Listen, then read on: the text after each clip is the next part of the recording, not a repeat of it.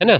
40-45% voting, वो 55% लोग हैं कहाँ, वो जा क्यों नहीं रहे। क्या उन्होंने मान लिया है कि आएगा तो मोदी? नहीं, उन्होंने ये मान लिया है कि अब यार उन्होंने गिव अप कर दिया, आपके सिस्टम से भरोसा उठ गया उनका। तो फिर तो ये बहुत बड़ी बात कह रहे हैं ना हाँ, आप। बहुत बड़ी बात है ये, भरोसा उठ गया। हमारा फोकस इस पे होना चाहिए कि जो हमारा कैंडिडेट है वो आरजेडी का हो, बीएसपी का हो, सपा का हो, बीजेपी का हो, निर्दलीय हो, काम अच्छा करे बस, हम उसको चुन। ट्रेन का उद्घाटन हो, चाहे एक बिल्डिंग का उद्घाटन हो, हर हर जगह सिर्फ मोदी जी होते हैं तो ऐसे कैसे काम चलेगा।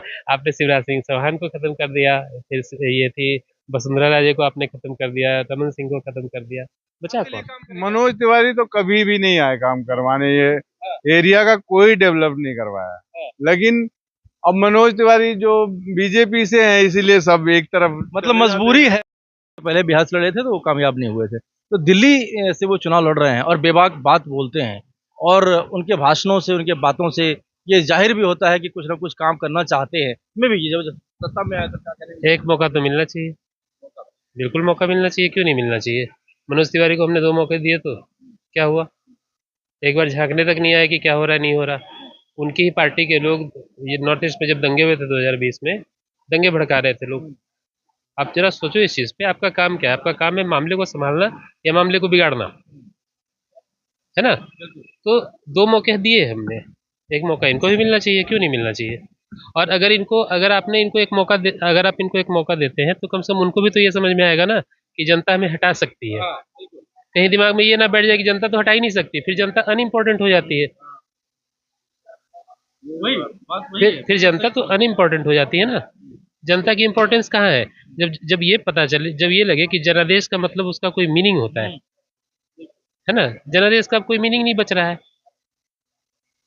तो समस्या यहाँ है। जनता को ये सोचना पड़ेगा, जागरूक होना पड़ेगा, और नहीं तो फिर बस वही जो चल रहा है वही चलता रहेगा। बिल्कुल सही कह रहे हैं। देखिए, ये परखते हैं, ये सोचने की शक्ति रखते हैं कि जो हमारे कैंडिडेट होंगे यहाँ पर, सही बात है, यहाँ पर मोदी जी तो आपको काम करने के लिए आने वाले हैं, यहाँ तो जो भी आएंगे वो लोकल लीडर काम करने के लिए आएंगे। तो यदि आप उनको एक अच्छे लोगों को चुनेंगे तो जाहिर सी बात है कि वो आपके लिए काम करेंगे। मनोज तिवारी तो कभी भी नहीं आए काम करवाने, ये एरिया का कोई डेवलप नहीं करवाया। लेकिन अब मनोज तिवारी जो बीजेपी से हैं इसीलिए सब एक तरफ मतलब मजबूरी है कि बीजेपी मन में है लेकिन कैंडिडेट उनके खड़े हैं तो हाँ करना पड़ेगा। हाँ, मनोज तिवारी की जगह किसी और को खड़ा कर देते वो भी जीत जाता। अच्छा, मनोज तिवारी इसमें ऐसा एक नहीं बड़ी बात और मैं आपको बता दूं दर्शकों कि दिल्ली में सिर्फ एक मनोज तिवारी ही है जो कि तीसरे टर्म के लिए वो बाजी मार रहे हैं, और जितने भी थे सबको चेंज कर दिया गया है बीजेपी की तरफ से। क्यों मार रहे हैं इस पे जरा सोचिए, कन्हैया कुमार क्यों आए हैं,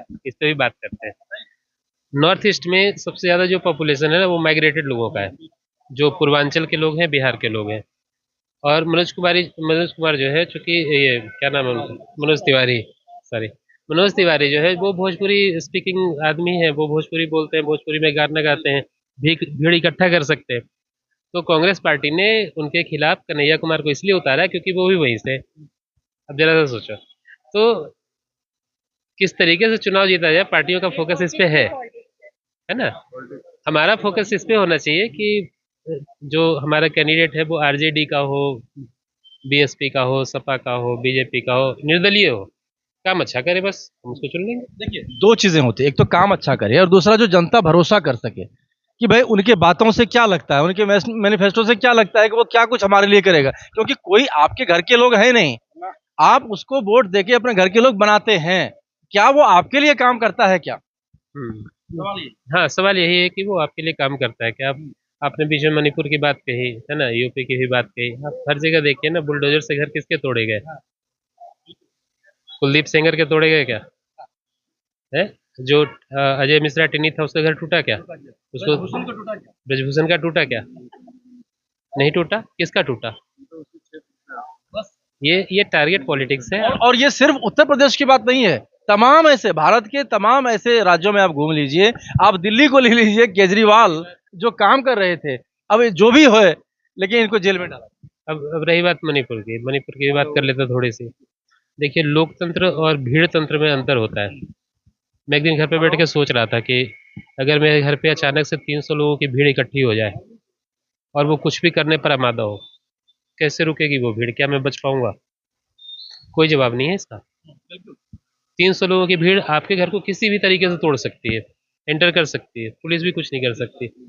खौफ समझ रहे हैं लोगों के मन में, जो वहां पे लोग होंगे उनके दिमाग में क्या चल रहा होगा, इस चीज को बड़ा समझने की जरूरत है। अच्छा, बड़ी बात यह है, देखिए मणिपुर का आप जिक्र करते हैं, लेकिन मणिपुर में बड़ी बात क्या है, वहां पर एक सैनिक की पत्नी है, बातों से अभी तक मुझे लग रहा है कि ऐसे कितने परसेंट लोग होंगे, क्योंकि यहाँ ये भी ये बैठे हैं, ये भी बैठे, सबका विचार अलग अलग है और सब अलग अलग तरीके से इस चुनाव को भी देख रहे हैं। तो आपको क्या लगता है कि ऐसे माहौल में और ऐसे चुनावी जो बयार बह रही है, 25 तारीख को मतदान होना है, लोग क्या सोच के मतलब? देखिए ऐसा है ना कि बाबा राम रहीम की भीड़ में जो 90% लोग होते हैं ना, वही जनता वोट देती है। तो उनके लिए जो उनको पट्टी पढ़ा दो, लोग पढ़ा रहे, वही वहाँ दरबार में भी पहुंच रहे हैं। सब लोग थोड़ी ना पहुंच रहे हैं। जो 10% जागरूक जनता है उसमें से आधे तो इस वजह से नहीं जाते कि भाई धूप बहुत है, आधे इसलिए नहीं जाते, मैंने देखा है बड़े बड़े लोगों को, कहते कि हमारी इच्छा का सारा काम हो ही रहा है, हम वोट देने जाए ही क्यों। 40% क्यों हो रही है वोटिंग? आज का देखा आपने, 1 बजे तक 40% वोटिंग हुई है ना? 40-45% वोटिंग, वो 55% लोग हैं कहाँ? वो जा क्यों नहीं रहे? क्या उन्होंने मान लिया है कि आएगा तो मोदी? नहीं, उन्होंने ये मान लिया है कि अब यार उन्होंने गिव अप कर दिया, आपके सिस्टम से भरोसा उठ गया उनका। फिर तो ये बहुत बड़ी बात कह रहे हैं ना। बहुत बड़ी बात है ये, भरोसा उठ गया। हमारा उठ रहा है, आपका नहीं उठा। तो फिर ये लोकतंत्र का जो भारत जो है वो बहुत प्रमुखता से अपना स्थान रखता है, फिर लोकतंत्र की क्या? लोकतंत्र की स्थिति ये रहेगी, संस्थाएं सारी कॉम्प्रोमाइज हो रही है, जो बड़ी बड़ी संस्थाएं हैं। अब देखिए ना कि जिस व्यक्ति को हाई कोर्ट से बेल नहीं मिलती उसको सुप्रीम कोर्ट से बेल मिल जाता है, क्यों हो रहा है ऐसे? हाई कोर्ट से क्यों नहीं मिला? फिर वहां भी मिलना चाहिए था। ईसीआई कॉम्प्रोमाइज हो रहा है, आप देखिए किस तरीके से उनका चुनाव हुआ है ना? तो संस्थाएं कॉम्प्रोमाइज हो रही है, ईडी कॉम्प्रोमाइज है, सीबीआई कॉम्प्रोमाइज हो रही है, किसके दम पे आप काम करेंगे? जनता को अगर मुझे कोई तकलीफ है, मैं किसके पास जाऊं? जनता जनार्दन इस बात को समझ नहीं रही है ना। बड़ी बात तो ये है कि वो राम मंदिर, वो हिंदू मुस्लिम, वो कुछ और अलग अलग बातों पे बात करके वो वोटिंग कर रहे हैं। आप बिल्कुल ठीक बात कह रहे हैं, नहीं समझ रही है, अच्छी बात है, नहीं समझ रही है।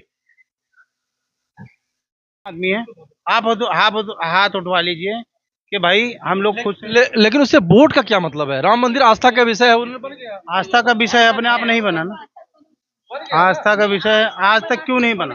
आज तक क्यों नहीं बना? क्यों नहीं बना? सर देखो, भैया की बात बिल्कुल ठीक है। आप देख लीजिए केस नहीं, ठीक है, केस चला, सुप्रीम कोर्ट में चला, 1949 से चल रहा था, आपको पता है। उस पर एक जजमेंट आया, ठीक है, जजमेंट आया, जजमेंट आने के बाद इन्होंने कहा कि हमें बनाना है। जजमेंट कोर्ट में जिसने केस किया था, आपको शायद पता होगा कि विश्व हिंदू परिषद और कुछ और लोग थे, वो लोग राम मंदिर जहाँ पे है ना, जहाँ पे अभी बना है मंदिर, उससे कुछ दूरी पे बना रहे थे, हट हट के बना रहे थे। फिर शंकराचार्य आए और उन्होंने ये कहा कि नहीं, वहाँ पे नहीं बनना चाहिए, जहाँ जो मूल जगह है वहाँ पे बनना चाहिए, है ना? तो मूल जगह पे फिर बनाया गया और उसके लिए शंकराचार्य लड़े, उनको नहीं बुलाया गया। नहीं नहीं, उनको बुलाया गया, लेकिन उन्होंने कहा कि भाई ये नहीं, ठुकराया नहीं, उन्होंने ये कहा कि ये आधे अधूरे मंदिर है और मंदिर जब पूर्ण होता है तभी उसको मंदिर का दर्जा दिया जाता है। तो कुछ उनकी बात भी तो सुननी पड़ेगी ना, या अपनी अपनी करेंगे? आपका चुनाव आ गया इसलिए? चुनाव आ गया, और ये पॉलिटिकल इवेंट था या स्पिरिचुअल इवेंट था, जरा ये बताइए। ये पॉलिटिकल इवेंट था या रिलीजियस इवेंट था? ये प्योरली पॉलिटिकल इवेंट था, है ना? रही बात राम मंदिर बन गया, बड़ी खुशी की बात है, बड़ी खुशी की बात है। पहले आम जनता जाती थी, हमारे आपके जैसे लोग। अब जरा अयोध्या में एक होटल आप बुक करके दिखा दीजिए हमको, एक होटल आपको नहीं मिलेगा रहने तो कहना अयोध्या में व्यापार बढ़ गया है, दुनिया भर के के घर है, हम इनके यहाँ जाके रह लेंगे, लेकिन बाकी सारे लोग कहाँ जाके रहेंगे? मेरे गांव से एक बस भर के जाना चाहते हैं लोग। इलाका तरक्की करेगा, लेकिन वहाँ कौन लोग जाएंगे? सिर्फ अमीर लोग जाके दर्शन करेंगे। उसकी बात आप छोड़ दीजिए। प्रधानमंत्री ने कहा था कि जो हवाई चप्पल वाले हैं वो हवाई जहाज पे यात्रा करेंगे। उसकी बात आप जो लोग पहले हवाई जहाज में यात्रा कर रहे थे ना, उनकी भी चप्पल बिक गई अब तो। वो कह रहे हैं कि वो हमारी पत्नी का रक्षा वहाँ के मुख्यमंत्री नहीं कर पा रहे हैं, तो लानत है। लानत तो है ही है। अब मुख्यमंत्री का काम क्या है? हमने क्यों चुना उसको? गवर्नमेंट की जरूरत क्या है? गवर्नमेंट की जरूरत बस इसीलिए है ना कि वो जनता की देखरेख करे। अगर वो भी नहीं कर पा रही है तो हम किसको जिम्मेदार ठहराएं? आखिर किसको जिम्मेदारी आप देंगे? जब गवर्नमेंट जिसको आपने चुना है, वोट दिया है, 5 साल तक के लिए वो BMW में घूम रहे हैं, बढ़िया बढ़िया घर में रह रहे हैं, नौकर चाकर लगे हैं, है ना, एसी फ्री, बिजली फ्री, पानी फ्री, सारा केंद्र में भी सरकार है और वहाँ भी है, डबल सारा कुछ फ्री है, सारी सुविधाएं वो ले रहे हैं, वो हमारे पैसों से ले रहे हैं। भाई साहब, मैं टैक्स पेयर आदमी हूँ, लाख रुपए का मेरा टैक्स जाता है, और उसके बाद अगर मुझे क्या सुविधा मिली है, क्या सुरक्षा मिली है ना। तो इस चीज को बड़ा समझना पड़ेगा कि आखिर सरकार है किस लिए। क्या सरकार सिर्फ लड़ाई करवाने के लिए है, या सरकार के और भी कुछ काम होते हैं। जनता ये नहीं समझ पाती, वोट किसी को भी देती है, उसका नतीजा ये सब होता है। देखिए मैडम क्या कुछ कहें। सही कह रहे हैं वैसे तो। नहीं, मनोज तिवारी को सिर्फ इसलिए इंसान करता है कि चलो वो मोदी जी की पार्टी से हैं, मतलब भाजपा से हैं, और या इन्होंने सिलेंडर कर दिया है बीजेपी वाले। कन्हैया कुमार को एक वोट नहीं देंगे, जमानत जब तक लिखवा ले, 4 जून को यहीं मिलेंगे। कैमरा उड़े कर भाई,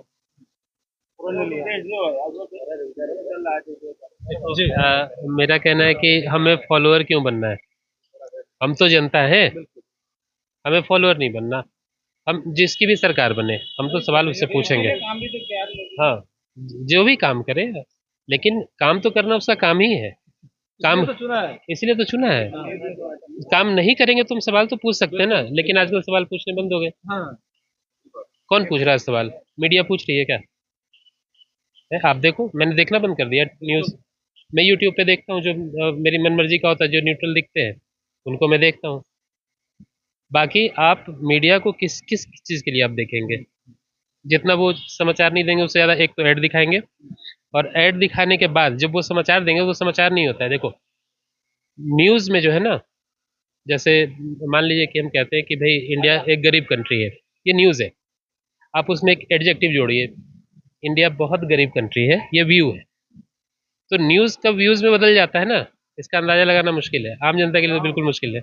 हम हमारी समझ में आता है कि भाई कहाँ न्यूज़ को इन्होंने अपने नज़रिए में तब्दील कर दिया है, और क्या आप सिखाना चाह रहे हैं। दिमाग मैं ब्रेन वॉशिंग हो रही है बस।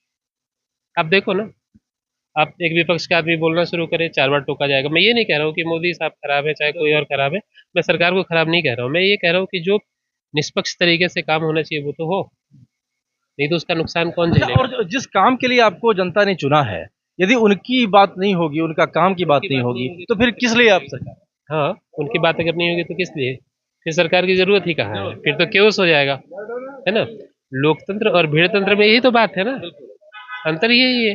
अदरवाइज भीड़ तंत्र में मेजोरिटी है, लोकतंत्र में मेजोरिटी है। तो ये बताइए, नक्सल में आप मुझे बताइए कि ये जो माहौल है, क्या इसका असर पड़ेगा क्या इस चुनाव पर? किस किस माहौल की आप बात कर रहे हैं? बिल्कुल पड़ेगा, बिल्कुल पड़ेगा। नहीं, केजरीवाल हाँ, तो देखिए, असर तो बिल्कुल पड़ेगा, एंटी इनकम्बेंसी का असर पड़ेगा। नॉर्थ ईस्ट साफ है, जम्मू कश्मीर में चुनाव नहीं लड़ रहे ये लोग, साउथ इंडिया में ये हावी हो नहीं सकते हिंदी पट्टी वाले, मैं आपको बता रहा हूँ। वेस्ट इंडिया और नॉर्थ इंडिया, यहाँ से जो आना हो आ जाए। बिहार में तेजस्वी यादव हावी है, ठीक है। यूपी में योगी को धूमिल कर दिया गया। आप देख रहे हैं कि एक ट्रेन का उद्घाटन हो, चाहे एक बिल्डिंग का उद्घाटन हो, हर जगह सिर्फ मोदी जी होते हैं। तो ऐसे कैसे काम चलेगा? आपने शिवराज सिंह चौहान को खत्म कर दिया, फिर ये थी वसुंधरा राजे को आपने खत्म कर दिया, रमन सिंह को खत्म कर दिया, बचा कौन? राजनाथ सिंह नहीं नजर आते, अब आजकल नितिन गडकरी नजर नहीं आते, आपके यहाँ बचे कौन? सिर्फ मोदी जी बचे, है ना। तो जो क्षेत्रीय पार्टियां वो तो हावी होंगी। फिर बिहार में तेजस्वी यादव ने 4-5 लोगों को नौकरी दी, वो लोग क्यों ना वोट दे? जो काम करेगा उसको वोट मिलेगा, जो नहीं करेगा उसको नहीं। 4-5 लाख लोगों को नौकरी दी, क्यों ना वोट दें उनको? मैं तो सब मिला के मैं एक ही बात तो कह रहा हूँ कि जो जो आदमी काम करे वो खूब वोट दो, क्या दिक्कत है? बिल्कुल, ये होना भी चाहिए। एक अंकुश होनी चाहिए ना, सरकार पे अंकुश होनी चाहिए कि भाई आपसे लोग सवाल पूछ सके। सवाल ही नहीं है। अब यहाँ तो ये कह रहे हैं कि विपक्ष विहीन जो है वो सत्ता करने की बात हो रही है। आपको इंग्लैंड में एक सिस्टम चलता है, ठीक है, उसको बोलते हैं शैडो कैबिनेट। शैडो कैबिनेट क्या होती है कि जैसे एक प्राइम मिनिस्टर है ना, तो एक शैडो प्राइम मिनिस्टर होगा, एक फॉरेन मिनिस्टर है तो एक शैडो फॉरेन मिनिस्टर होगा, एक जो फाइनेंस मिनिस्टर है तो एक शैडो फाइनेंस मिनिस्टर होगा। वो 1 to 1 नजर रखता है कि जो शैडो फाइनेंस मिनिस्टर है वो फाइनेंस मिनिस्टर पे नजर रखता है कि वो कर क्या रहा है, ठीक है। तो विपक्ष, उसको बाकायदा सैलरी मिलती है एक्सचेकर से, और जिस दिन सरकार ये गिर जाती है उस दिन वो पूरा जो शैडो कैबिनेट है वो रियल कैबिनेट बन जाता है। तो चलिए देखिए, विदेशों की बात भी आप कर रहे हैं, लेकिन विदेश में अब जो ये ईवीएम पर भी एक सवाल खड़ा किया गया था कि भाई ईवीएम से हम वोटिंग नहीं करें, क्योंकि विदेश में ये बैन हो चुका है, यहाँ पर हम बैलेट पेपर से करें। बैलेट पेपर का क्या नतीजा हुआ आपने चंडीगढ़ वाले चुनाव में देख लिया, बहुत कम था, सिर्फ 8 सीटों के लिए किस तरीके से वहाँ पे मारामारी हुई। और जब नियत खराब हो तो कुछ भी हो सकता है, किसी में भी कर लो। लेकिन मोदी जी तो कहते हैं कि नियत साफ हो तो काम दिखता है। नियत दिखना चाहिए ना, पब्लिक को दिख रहा होगा तो वोट मिलेगा उनको, नहीं दिखेगा नहीं मिलेगा। मैंने पूरे देश का सर्वे नहीं किया है, ठीक है, लेकिन इतना तो समझ में आ रहा है कि भाई अगर काम किया होगा तो जरूर वोट मिलेगा, मिलना ही चाहिए। लेकिन काम तो दिखा है, काम की चर्चा तो हो ही नहीं रही। मंगलसूत्र की चर्चा हो रही है, भैंस लेके चले जाएंगे उसकी चर्चा हो रही है, 2 कमरे में से 1 कमरा छीन ले जाएंगे उसकी चर्चा हो रही है, बीच में अंबानी अडानी की भी चर्चा हो गई। आपको पता है सारा कुछ, है ना। काम की चर्चा क्यों नहीं हो रही? काम किया तो है, मैं भी कहता हूँ काम किया है, चर्चा तो करो। चर्चा क्यों नहीं कर रहे? रोज नए नए मुद्दे आ जाते हैं ना। ये मुद्दे जनता के लिए थोड़ी है, ये मुद्दे जनता के नहीं है। हमारे मुद्दे की बात करो ना, कि कितने लोगों को रोजगार मिला उसकी बात करो, है, बिजली के रेट्स क्या है उसकी बात करो, रोड